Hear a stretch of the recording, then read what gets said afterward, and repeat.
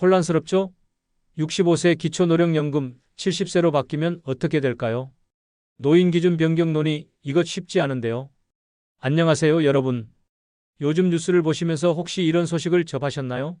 정부에서 노인 연령 기준을 70세로 올리는 것을 검토하고 있다는 이야기 말입니다. 처음 이 소식을 들으셨을 때 어떤 생각이 드셨을까요? 아마 많은 분들 당황스럽죠. 지금까지 65세가 되면 당연히 받을 수 있다고 생각했던 기초연금이나 각종 복지 혜택들, 그리고 지하철 무임승차 같은 일상적인 혜택들까지 모두 영향을 받을 수 있거든요. 44년 만에 벌어지는 큰 변화라고 하니 더욱 걱정이 되실 만합니다. 하지만 막연한 불안감보다는 정확한 정보를 아는 것이 중요해요. 왜 이런 논의가 시작되었는지, 실제로 우리 생활에는 어떤 영향을 미칠지, 그리고 우리는 어떻게 대비해야 하는지 차근차근 알아보겠습니다. 미리 준비하면 어떤 변화가 와도 슬기롭게 대처할 수 있을 거예요. 65세 기준은 언제부터 시작되었을까? 현재 우리가 당연하게 여기는 65세 노인 기준, 언제부터 시작된 건지 아시나요? 많은 분들이 오래전부터 그랬던 것처럼 생각하시지만 사실 그렇지 않아요. 1981년에 노인복지법이 만들어지면서 처음 정해진 기준입니다. 그러니까 지금으로부터 44년 전의 이야기죠. 그런데 1981년과 지금 2025년의 상황은 완전히 달라졌어요. 당시만 해도 평균 수명이 지금보다 훨씬 짧았고 65세면 정말 고령으로 여겨졌습니다. 건강 상태도 지금의 65세와는 비교할 수 없을 정도로 좋지 않았어요. 의료기술도 발달하지 않았고 영양 상태나 생활 환경도 지금과는 차원이 달랐거든요. 실제로 통계를 보면 놀라실 거예요. 1981년 당시 한국인의 평균 수명은 남성이 62세, 여성이 69세 정도였습니다. 그러니까 65세 기준이 정해질 때는 평균적으로 남성들은 65세까지 살기도 어려웠던 시절이에요. 하지만 지금은 어떤가요? 평균 수명이 남성 80세, 여성 86세까지 늘어났습니다. 무려 17년에서 20년 가까이 늘어난 거예요. 서울에 사시는 김순옥님의 경우를 보면 이런 변화를 실감할 수 있어요. 올해 78세이신 그분은 자주 이런 말씀을 하세요. 내가 젊을 때만 해도 65세면 정말 할머니였는데 지금 65세 분들 보면 나보다 젊어 보이는 것 같다고요. 실제로 그분이 65세였던 13년 전을 생각해 보시면 지금의 65세 분들과는 활동력이나 건강 상태가 확연히 달랐다고 하세요. 당시 65세였던 그분은 이미 여러 가지 만성질환을 앓고 계셨고 계단 오르기도 힘들어 하셨어요. 외출도 자주 하지 않으시고 주로 집에서 시간을 보내셨습니다. 하지만 지금 65세가 되신 그분의 친구들을 보면 등산도 다니시고 해외여행도 가시고 심지어 새로운 취미나 공부를 시작하시는 분들도 많다고 해요. 이런 변화 때문에 의료계에서도 새로운 목소리가 나오고 있어요. 실제로 최근 보건복지부가 주최한 간담회에서 한 의료 전문가는 현재의 70세가 과거의 65세와 비슷한 신체적, 정신적 상태라고 발표하기도 했습니다. 즉, 의학적으로 봤을 때 노화의 속도가 많이 늦춰졌다는 뜻이에요. 하지만 모든 분들이 이런 혜택을 동등하게 누리고 계신 건 아니에요. 경제적 여건이나 교육 수준, 건강관리 정도에 따라서 개인차가 크거든요. 어떤 분은 65세에도 30대처럼 활기차게 지내시는 반면 어떤 분은 여전히 여러 건강 문제로 힘들어 하시기도 해요. 그래서 단순히 평균 수명이나 의학적 기준만으로 노인 연령을 정하는 것에 대해서는 신중한 접근이 필요하다는 의견도 많습니다. 개인의 상황과 사회 전체의 준비 상태를 종합적으로 고려해야 한다는 거죠. 결국 65세 기준이 정해졌던 44년 전과 지금의 상황이 완전히 달라졌다는 것은 분명한 사실이에요. 하지만 그렇다고 해서 기준을 바꾸는 것이 모든 분들에게 도움이 될지는 다른 문제입니다. 다음으로 정부가 왜 이런 변화를 검토하고 있는지 자세히 알아보겠습니다. 정부는 왜 노인 기준 상향을 검토하고 있을까? 정부가 노인 연령 기준 상향을 검토하는 가장 큰 이유는 바로 복지 예산 때문입니다. 노인 인구가 급격히 늘어나면서 복지 비용이 감당하기 어려울 정도로 커지고 있거든요. 숫자로 보면 더욱 실감이 나실 거예요. 현재 65세 이상 인구가 전체 인구의 18%를 넘어섰어요. 10명 중 거의 2명이 65세 이상이라는 뜻이죠. 그런데 더 심각한 건 앞으로의 전망입니다.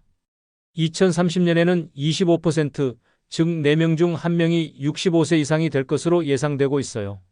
이런 속도로 가면 2050년에는 40% 가까이 될 것이라는 전망도 나오고 있습니다. 문제는 이런 인구 변화가 복지 예산에 미치는 영향이에요. 기초연금만 해도 현재 연간 20조 원 가까이 지출되고 있습니다. 여기에 건강보험, 장기요양보험, 각종 노인 복지 프로그램까지 합치면 정말 엄청난 금액이 들어가고 있어요. 정부 관계자들이 발표한 자료를 보면 만약 기초연금 수급 연령을 70세로 올리면 연간 6조 8천억 원을 절감할 수 있다고 해요. 6조 8천억 원이 어느 정도 금액인지 감이 잘 안 오실 텐데 이 돈으로는 고속도로를 수십 개 건설하거나 대형 병원을 수백 개 지을 수 있는 규모예요. 국가 입장에서는 정말 큰 부담이 아닐 수 없죠. 부산에 사시는 이철호님은 67세로 현재 기초연금을 받고 계신데요. 그분도 이런 상황을 잘 알고 계세요. 젊은 사람들이 낸 세금으로 우리가 연금을 받는 건데 젊은 사람은 계속 줄어들고 노인은 계속 늘어나니 언젠가는 문제가 될 수밖에 없다고 말씀하시더라고요. 실제로 지금 우리나라의 부양비를 보면 정말 심각한 상황이에요. 부양비라는 건 생산 연령 인구가 얼마나 많은 노인을 부양해야 하는지를 나타내는 지표인데 1981년에는 생산 연령 인구 20명이 노인 1명을 부양하면 됐어요. 하지만 지금은 5명이 1명을 부양해야 하고 2050년에는 1.4명이 1명을 부양해야 할 상황이 올 것으로 예상됩니다. 이게 어떤 의미인지 아시겠죠? 젊은 세대의 부담이 걷잡을 수 없이 커진다는 뜻이에요. 젊은 사람들 입장에서는 자신들의 미래를 위한 저축도 어렵고 결혼이나 출산도 부담스러울 수밖에 없어요.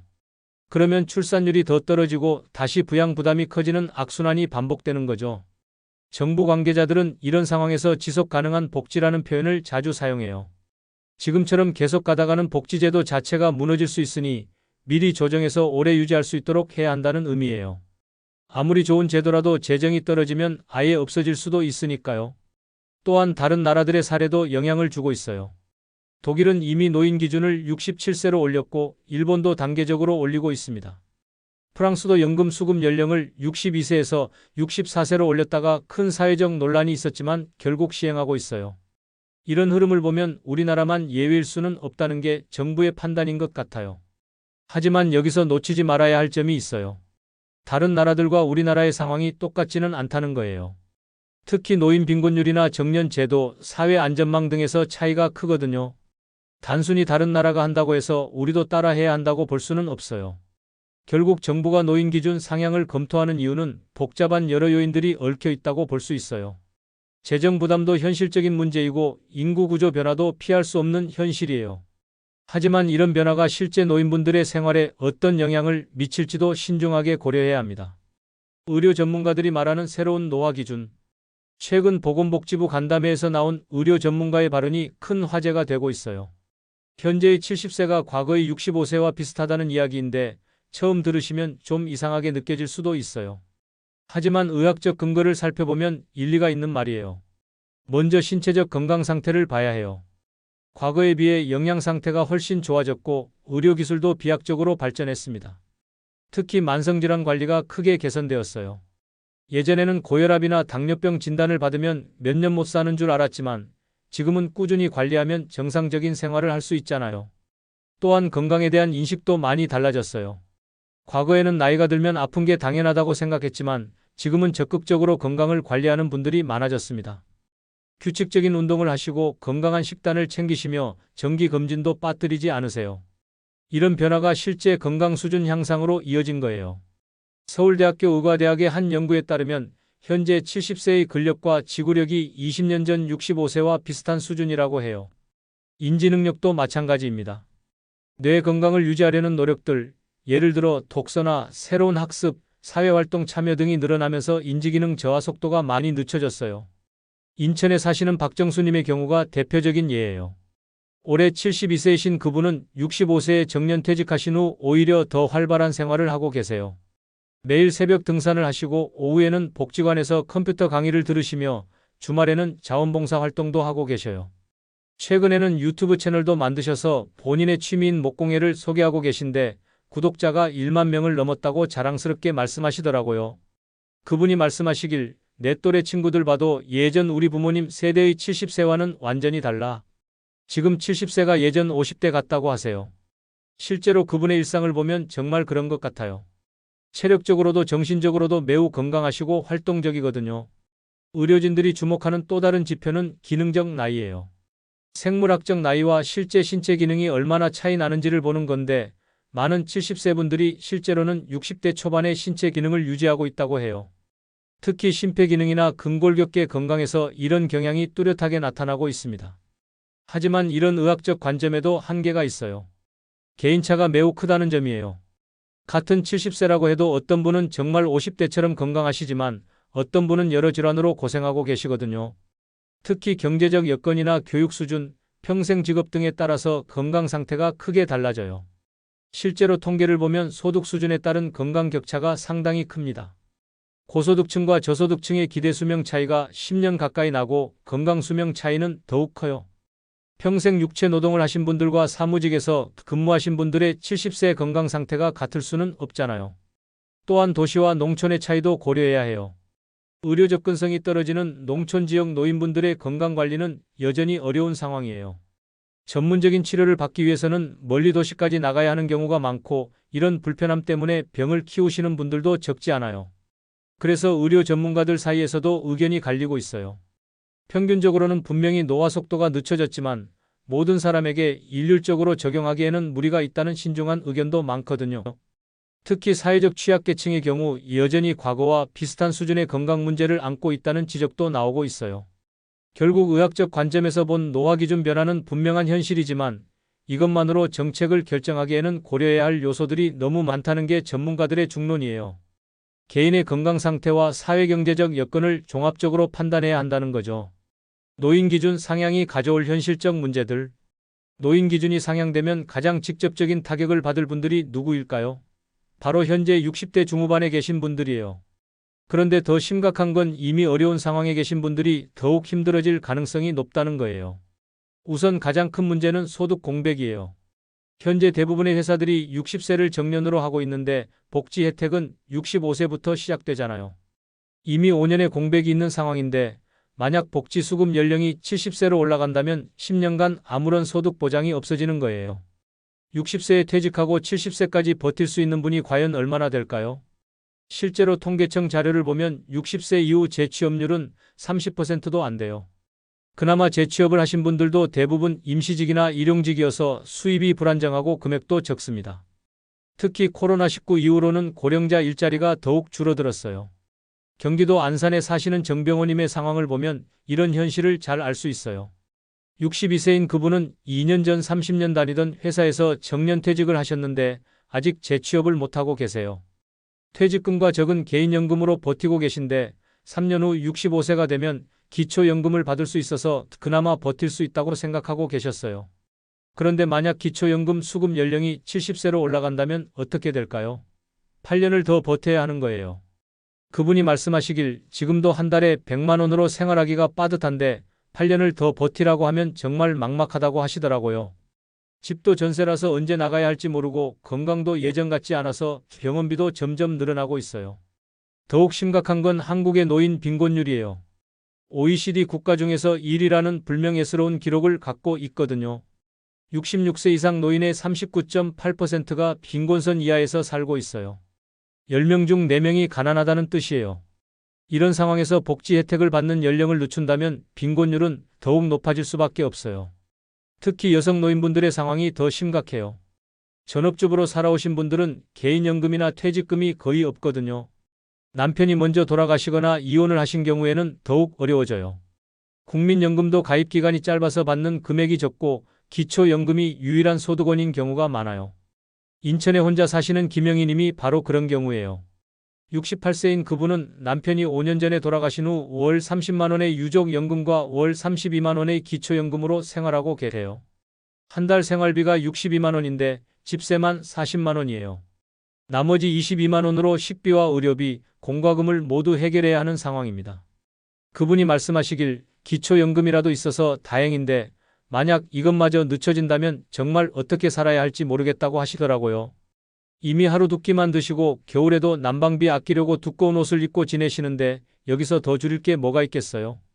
또 다른 문제는 의료비 부담이에요. 현재 65세부터 의료비 본인 부담률이 줄어들고 각종 건강검진 혜택도 확대되는데 이런 혜택들이 모두 늦춰질 가능성이 높아요. 나이가 들수록 병원에 갈 일이 많아지는데 의료비 부담까지 커진다면 치료를 포기하는 분들이 늘어날 수밖에 없어요. 대중교통 혜택도 무시할 수 없는 문제예요. 지금도 많은 노인분들이 경제적 이유로 외출을 자제하고 계시는데 지하철이나 버스 무임승차 연령까지 올라간다면 사회적 고립이 더욱 심해질 거예요. 특히 농촌 지역에서는 대중교통이 유일한 이동수단인 경우가 많거든요. 이런 문제들을 종합해보면 노인 기준 상향이 단순히 연금 지급 시기를 늦추는 것 이상의 의미가 있다는 걸 알 수 있어요. 이미 취약한 상황에 있는 분들을 더욱 어렵게 만들 수 있는 정책 변화인 거죠. 그래서 정부도 이런 부작용을 최소화할 수 있는 방안을 함께 마련해야 한다고 전문가들이 지적하고 있어요. 필요한 대책과 우리가 준비해야 할 것들. 노인 기준 상향이 불가피한 현실이라면 그에 따른 부작용을 최소화할 수 있는 대책이 무엇보다 중요해요. 정부도 이런 점을 인식하고 있는 것 같고 여러 전문가들도 다양한 해결 방안들을 제시하고 있거든요. 가장 시급한 건 정년 연장이에요. 복지수급 연령을 늦추려면 일할 수 있는 기간도 함께 늘려줘야 하거든요. 현재 60세인 정년을 최소 65세, 가능하면 70세까지 단계적으로 연장하는 방안을 검토해야 한다는 목소리가 높아요. 일부 공무원은 60세에서 65세로 정년이 연장되었고 대기업들도 하나둘씩 정년을 늘리고 있어요. 하지만 여기서도 현실적인 문제가 있어요. 많은 기업들이 정년 연장을 부담스러워한다는 거예요. 특히 중소기업들은 인건비 부담 때문에 어려워하고 있어요. 그래서 정부가 정년 연장을 하는 기업들에게 세제 혜택이나 고용지원금을 제공하는 방안이 필요하다는 의견이 많아요. 또한 고령자 맞춤형 일자리 창출도 중요해요. 젊은 사람들과 똑같은 강도로 일하기는 어렵더라도 경험과 노하우를 활용할 수 있는 일자리들을 많이 만들어야 해요. 예를 들어 상담이나 멘토링, 문화해설사 같은 분야에서는 오히려 고령자들이 더 적합할 수도 있거든요. 부산에 사시는 이남철님의 사례가 좋은 예가 될 것 같아요. 66세인 그분은 35년간 기계설계 엔지니어로 일하시다가 정년퇴직을 하셨는데 지금은 지역 직업학교에서 젊은 학생들에게 기계설계를 가르치고 계세요. 처음에는 나이가 많아서 학생들이 받아들일까 걱정하셨는데 오히려 현장 경험이 풍부해서 학생들이 더 좋아한다고 해요. 월 150만 원 정도의 강사료를 받고 계시는데 기초연금과 합치면 생활하는 데 큰 무리가 없다고 하세요. 무엇보다 자신의 경험과 지식을 젊은 세대에게 전수할 수 있다는 보람이 크다고 말씀하시더라고요. 이런 식으로 고령자들의 전문성을 활용할 수 있는 일자리들이 더 많이 생겨야 해요. 두 번째로 필요한 건 단계적 복지 수급 시스템이에요. 65세에서 70세로 한 번에 올리는 게 아니라 몇 년에 걸쳐 점진적으로 올리는 방식이죠. 예를 들어 2026년에는 66세, 2028년에는 67세 이런 식으로 말이에요. 이렇게 하면 사람들이 미리 준비할 시간을 벌 수 있어요. 또한 소득 수준에 따른 차등 적용도 고려해 볼 만해요. 경제적 여유가 있는 분들은 늦게 받더라도 큰 문제가 없지만 당장 생계가 어려운 분들에게는 기존 기준을 유지해 주는 거죠. 복잡하긴 하지만 사회적 형평성을 고려하면 필요한 조치라고 생각해요. 세 번째는 건강관리 지원 확대예요. 노인 기준을 올리려면 실제로 건강하게 오래 일할 수 있도록 도와줘야 하거든요. 예방의학에 더 많은 투자를 하고 만성질환 관리 프로그램을 확대하며 정기 건강검진 연령을 낮추는 방안들이 필요해요. 서울에 사시는 김미숙님은 이런 점에서 모범이 되는 분이에요. 63세인 그분은 10년 전부터 꾸준히 건강관리에 신경을 쓰고 계세요. 매일 1만 보 걷기, 주 3회 수영, 균형 잡힌 식단 유지를 실천하고 계시는데 덕분에 지금도 30대 못지않은 체력을 유지하고 계셔요. 병원 검진을 받으면 의사가 정말 63세가 맞느냐고 놀랄 정도라고 하세요. 혈압, 혈당, 콜레스테롤 수치가 모두 정상이고 골밀도도 또래 평균보다 훨씬 높아요. 그분이 말씀하시길 나이는 숫자일 뿐이다. 건강관리를 어떻게 하느냐에 따라 실제 몸 나이가 결정된다고 하시더라고요. 정부도 이런 점을 인식하고 국민건강증진 프로그램을 확대하고 있어요. 동네 보건소에서 제공하는 운동 프로그램이나 영양상담 서비스 같은 것들이 그런 예죠. 하지만 아직은 도시지역 위주로 되어 있어서 농촌 지역까지 확산되려면 시간이 더 필요할 것 같아요. 그럼 우리 개인적으로는 어떻게 준비해야 할까요? 가장 중요한 건 경제적 준비예요. 기초연금이나 국민연금만으로는 노후 생활이 어렵다는 걸 인정하고 미리미리 개인연금이나 적금을 준비하는 거예요. 특히 50대부터는 노후 자금 마련에 더욱 신경을 써야 해요. 또한 건강관리도 빼놓을 수 없어요. 지금부터라도 규칙적인 운동과 건강한 식습관을 만드시는 게 중요해요. 건강해야 오래 일할 수 있고 의료비도 절약할 수 있거든요. 특히 근력 운동은 나이가 들수록 더 중요해지니까 꼭 포함시키세요. 마지막으로 새로운 기술이나 지식을 배우는 것도 중요해요. 요즘은 60세가 넘어서도 계속 일해야 하는 시대가 되었는데 예전 지식만으로는 한계가 있어요. 컴퓨터나 스마트폰 사용법 같은 기본적인 것부터 시작해서 본인의 전문 분야에서도 새로운 것들을 계속 배워가시면 좋겠어요. 마무리하겠습니다. 지금까지 노인 연령 기준 상향 논의와 관련된 여러 이야기를 나누어 봤습니다. 처음 이 소식을 들으셨을 때는 막막하고 걱정스러우셨을 텐데 이제는 조금 더 구체적으로 상황을 파악하게 되셨을 거예요. 변화는 언제나 불안함을 가져다 주지만 미리 알고 준비하면 충분히 대처할 수 있어요. 정부 정책이 어떻게 바뀌든 가장 중요한 건 우리 자신이 건강하고 경제적으로도 준비가 되어 있는 거예요. 혹시 주변에 비슷한 걱정을 하고 계신 분들이 있으시다면 오늘 이야기를 나누어 보세요. 함께 정보를 공유하고 서로 격려하다 보면 어려운 시기도 슬기롭게 넘길 수 있을 거예요. 나이가 들수록 더욱 소중한 건 가족과 이웃의 관심과 사랑이니까요. 마지막으로 한 가지만 더 말씀드리고 싶어요. 나이는 단지 숫자일 뿐이라는 거예요. 65세든 70세든 중요한 건 얼마나 건강하고 활기차게 지내느냐는 거죠. 오늘부터라도 작은 변화를 시작해 보세요. 매일 조금씩 운동하고 새로운 것을 배우며 긍정적인 마음가짐을 유지하신다면 어떤 변화가 와도 당당히 맞이할 수 있을 거예요. 건강하고 행복한 노후를 위해 오늘도 힘내시길 바랍니다. 감사합니다.